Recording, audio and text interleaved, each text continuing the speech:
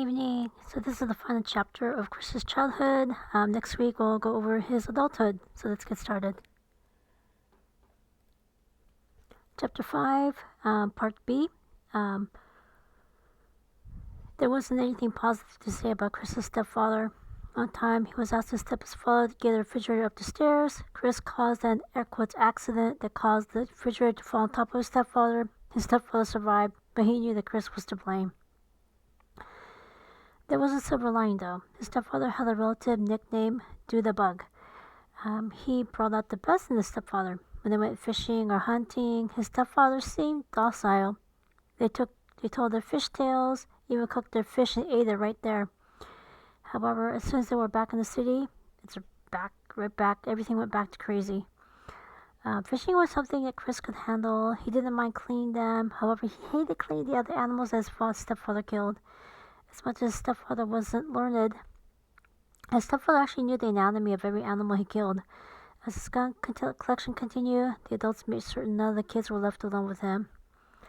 On one occasion, his mother gave him a look, and he knew that he had to discreetly leave the house to call for help. When Chris returned home, the police took his stepfather and one of his loaded guns to the police station. When he was 17 years old, a teacher at the integrated mixed-race, white and black high school pulled Chris aside, told him he would not be allowed to play football. The reason, Chris was reading works of Malcolm X and other highly controversial authors. So instead, Chris started his own band. It wasn't as good as James Brown, but they weren't bad. There was one other concern. There was one person nicknamed Big Ed. When he returned from fighting the war in Vietnam, he was volatile. For example, he used his loaded gun to shoot television sets. Even his own mother hid her set whenever her son visited her. Big Ed used marijuana to calm him down. Police officers approached Big Ed's car. Big Ed told the officer he didn't have anything in his car. To Chris's disbelief, the officer only gave Big Ed a warning and walked away. From that forward, Chris respected Big Ed.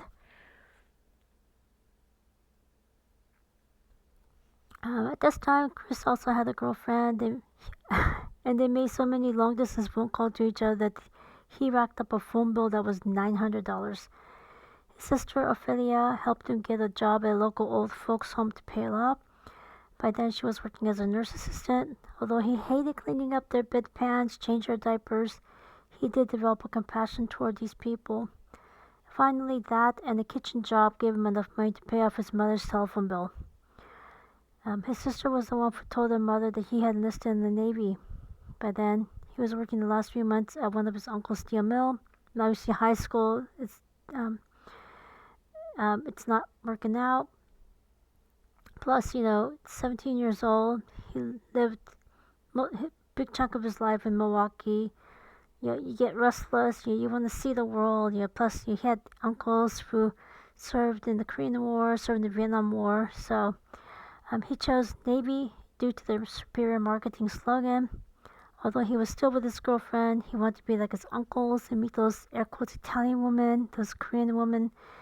And moreover, he could not protect his mother. So he put her in God's hands and go in pursuit of his own happiness. So questions, comments, constructive criticisms, asking for clarification, let me know. And next week, we will go over his adulthood. Take care.